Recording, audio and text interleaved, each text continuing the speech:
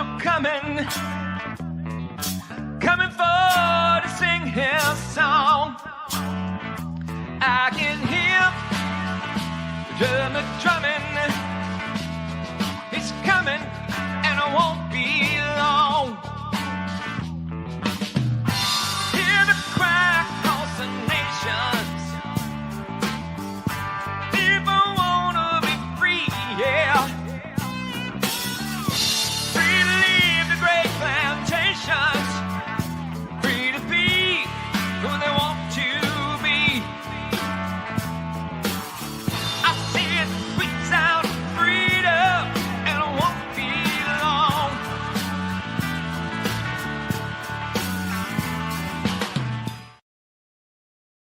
Everybody, it's Everett with Ohio for Freedom. Hey, Pamela. I'm coming on. This is going to be real brief. You guys know I'm not very good at being brief. But, oh, by the way, this is Everett with Ohio for Freedom. Welcome to the Ohio for Freedom podcast, coming to you live from Blackwall Studios on the north side of Cincinnati, Butler County, actually. And it is the 10th of July in the year of our Lord, 2021. Hi, Cheryl. How y'all doing? And I just want to talk about one thing today. And like I said, you know, I'm not really good at keeping things short and sweet because I think of something and I think I got to say it, but we're working on that. But I want to talk about, I just want to set you at ease. Hey man, Real Life Church, really good to hear from you. I would just say this. See, this is what happens. I'm actually working on a package, and I'm not saying y'all would be interested, but I'm working on an event that we're hoping to be able to do in conjunction with some churches right here in the state of Ohio. And I'll just keep you posted on that. And I kind of think I see a way that we can be a benefit, hopefully, and be kind of a weird oddball event that might be able to dovetail with the efforts of the local church. And I want to encourage you, be watching. I've got to finish the post edit on a really cool interview that I did with Pastor Dan Chapman from Lancaster, Ohio, and his church grew during the lockdown, and they were able to incorporate, you know, technology and live streaming and all of that, but they never stopped having live services, and their church grew, and they're just doing amazing things. And pardon me, I'm really, really excited about that interview, and I'm going to be posting that later, hopefully today. That'll get out of the can. So look, without further ado, I just want y'all to know you can rest easy, you can relax, you can just be completely at peace, because we now have, and it's been a long time, hasn't it? But we finally have our own Gestapo here in the United States. That's right. If you have been worried about, you know, insurrection and crime and all of the chaos and the mayhem, and you thought, man, if we just had those jackbooted thugs that could come to our rescue and go to the neighbor's house and pull him out of his house in the middle of the night and lock him up and put him where he belongs in solitary confinement for months without access to discovery for the case that they say they have against him. If you've said that's what we need, that's what we desperately have to have in this country, relax. Hallelujah to the G. Hallelujah to the G for Gestapo. We have our own Gestapo now. So I have been told, hey, Charles, hey, Susie, hey, okay. So I'm going to play a clip from a Tampa, Florida TV station, and then we'll comment on it. Here we go. All right, so meantime, the U.S. Capitol Police are getting ready to set up shop. Where else but right here in Tampa? As Fox 13's Josh Cassio reports, the agency is opening a field office here because so many of the rioters who stormed the Capitol in January are from Florida. Last week, 3 more Capitol rioters from the Tampa Bay region found themselves inside a federal courtroom in downtown Tampa, including Michael Perkins of Plant City, accused of using a flagpole to beat a police officer. He faces 3 years in prison. His attorney wouldn't comment on the allegations, only saying he's innocent until proven guilty. He is innocent until proven not guilty. It's the basic foundations of American law, one of the foundations of our jurisprudence. So as of right now, he is innocent, and we'll maintain that, and hopefully he has success at trial, but we'll see. It's now been 6 months since the Capitol was violently breached. More than 500 arrests have been made in that time, including at least 55 here in Florida, which leads the nation, and about a dozen or so coming from the Tampa Bay area. Okay. Hey, by the way, wouldn't you love to have that guy for your defense attorney? He's innocent until proven guilty. Don't know how that'll turn out in court, but we'll see. But hopefully, he's tough. He's tough. Did you notice maybe I missed it.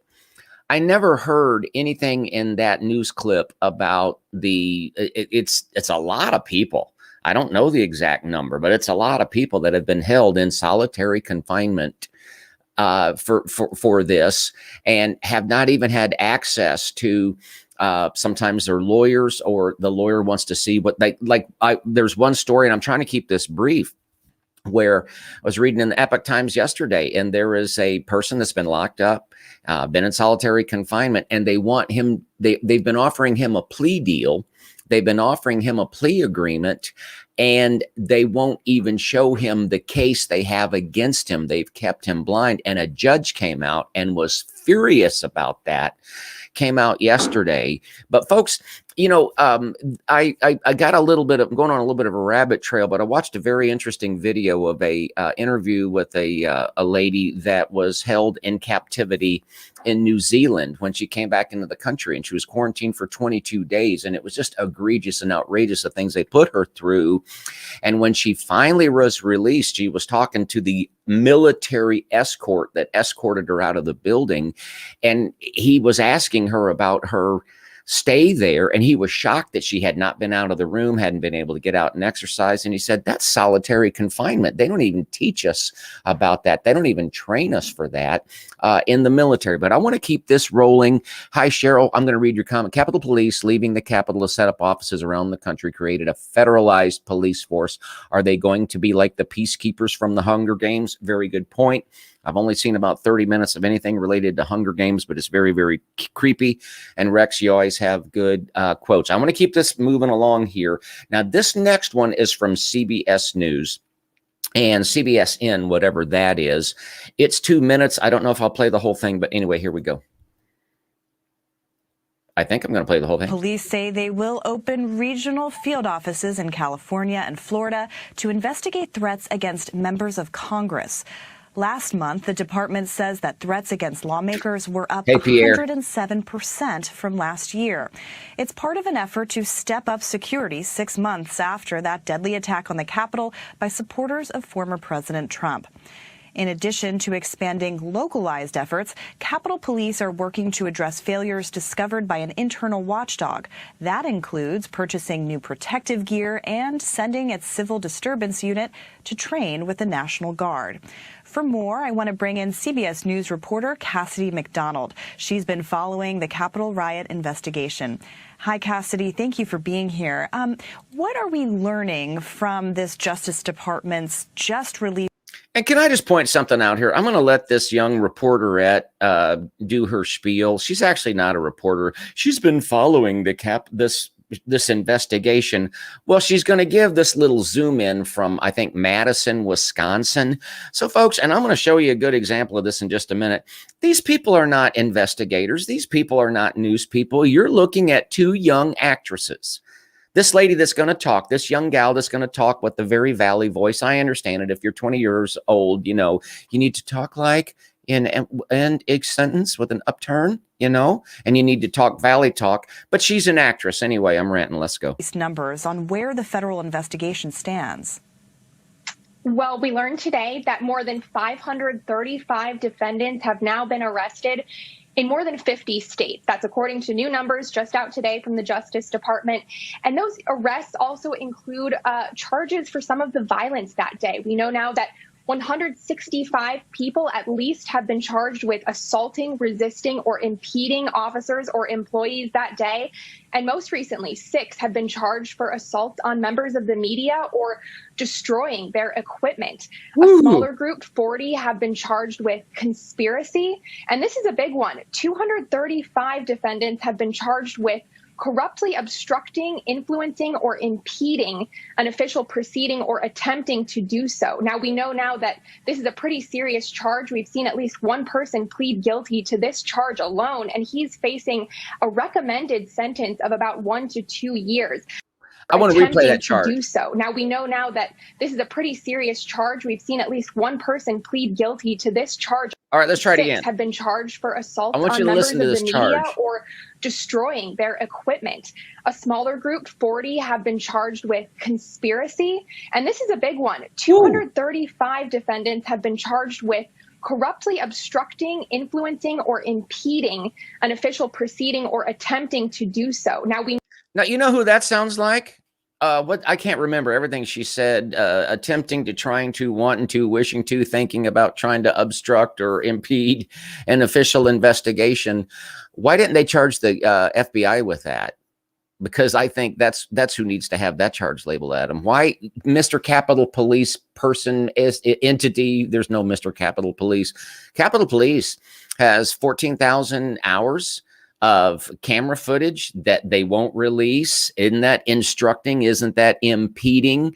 Okay, so let me I want to keep this brief. I'm not good at that, but if you read all the stories, I've got like 1, 2, 3, but it's like 7 bullets I just want to hit. Number one, they got a $2 billion budget. This expansion, $2 billion. $2 billion of your money and my money, our money, $2 billion. I'll just leave that alone. Jurisdiction. What gives them any jurisdiction in Tampa? What gives them jurisdiction in California or any other place they plan on setting up? Who are they accountable to? Who do they answer? They obviously don't answer to you and me.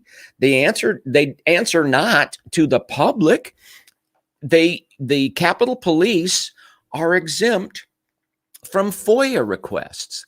So you can't, this whole big thing about BLM, the fake social justice movement that was all designed so that they could build corporate America out of hundreds of millions of dollars. So Patrice Cullors, the trained Marxist, could buy $10 million worth of, really high class, ritzy real estate in California and other places. That whole fake movement.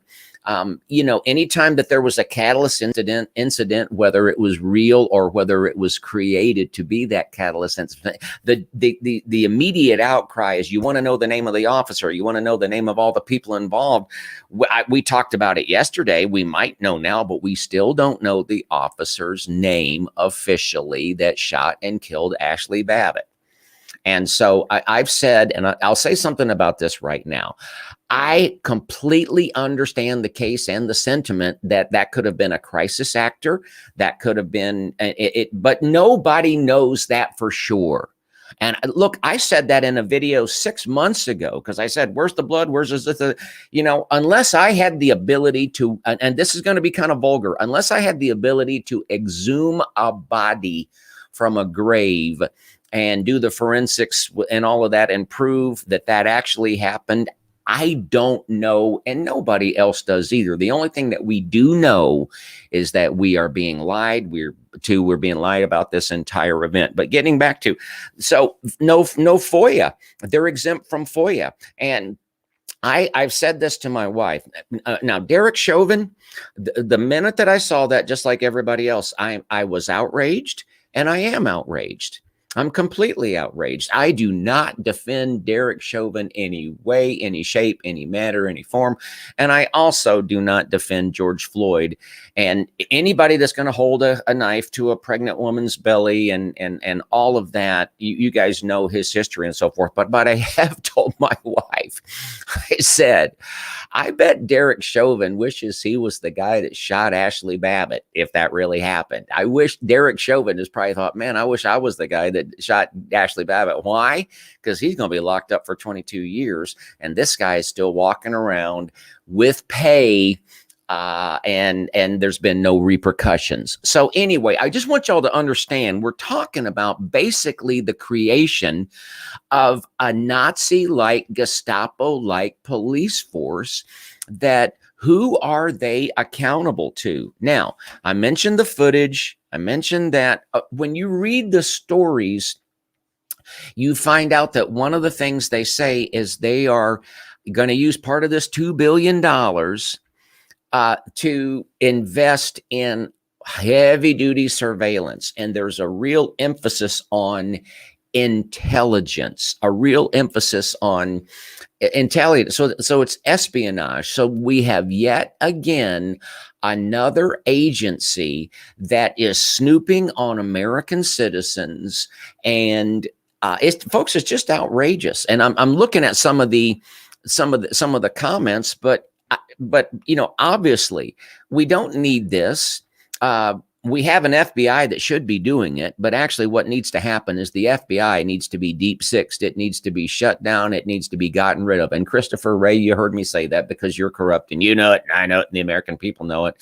I did hear somebody say perhaps the U.S. Marshal Service could be repurposed. But so we need an agency that does what the FBI is supposed to do, but they're corrupt. And we all know that. But this, folks, this is absolutely egregious. Another thing in the press release you say is you learn is that they're trying to somehow streamline the process. That's the way I'll describe it, of working with the National Guard so they can call the National Guard in. So wait a second.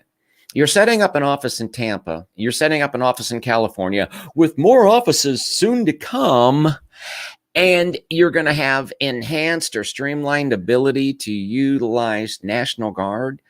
I thought National Guard had to be summoned and were under the control and the direction of a governor. So there could be more detail. I could, dig into that and maybe discover some clarification. But just on its face, you look, you've got a Gestapo-like, policing force that has questionable jurisdiction. We don't, right now, ask yourself, who does the head of Capitol Police, who do they immediately answer to? What is the chain of command? Do you really know? I don't really know for sure. So you have this unaccountable, and what's the jurisdiction that's got $2 billion that has an emphasis is going to be on updated espionage, and who's going to help them? CIA, NSA, all of these people, and they're going to have enhanced ability to interact with the National Guard, folks. That's pretty. I'm going to read Dane's comment here. Interesting, they're going to Florida. Well, I was going to say that. It's interesting that they're going to Florida, and good point, Dane. And Dane she is saying that to intimidate Trump and MAGA supporters. And there's also someone in Florida that they really, really hate, and that's Ron DeSantis. He's a big threat to them too. But I want to kind of bring this to a close here in just a minute. But if you think about it, it's as though we are so emboldened. We think we can falsely put whoever we want in the White House, and they've got their own police arm around the country that's ready to pounce on anybody that questions it. Now, this is going to take about 2 minutes. And it is old. It's been out there for about 5 years. But when I just played a local news affiliate from Tampa, and then whatever CBSN is, I just want to remind you of who these people are. This will take a couple of minutes. I'm going to let it play the whole time, but this is who they are. Here we go. Hi, I'm Fox San Antonio's Jessica Headley. And I'm Ryan Wolf. Our greatest responsibility is to serve our Treasure Valley communities, the El Paso, Las Cruces communities, Eastern Iowa communities, Mid-Michigan communities. We are extremely proud of the quality, balanced journalism that CBS 4 News produces. But we are concerned about trouble and irresponsible, one-sided news stories plaguing our country. The sharing of biased and false news has become all too common on social media. More alarming, some media outlets publish these same fake stories without checking facts first. The sharing of biased and false news has become all too common on social media. More alarming, some media outlets publish these same fake stories. Hang in there, folks. It's getting good. first. Unfortunately, some members of the media use their platforms to push their own personal bias and agenda to control exactly what people think. And this is extremely dangerous to our democracy. This is extremely dangerous to our democracy. This is extremely dangerous to our democracy. This is extremely dangerous to our democracy. This is extremely dangerous to our democracy. This is extremely dangerous to our democracy. This is extremely dangerous to our democracy. This is extremely dangerous to our democracy. This is extremely dangerous to our democracy. This is extremely dangerous to our democracy. This is extremely dangerous to our democracy. This is extremely dangerous to our democracy. This is extremely dangerous to our democracy. This is extremely dangerous to our democracy. This is extremely dangerous to our democracy. This is extremely dangerous to our democracy. I'm sorry. That's like, pardon me, that's like from 5 years ago. But that's who these people are. They are not reporters. They are not investigators.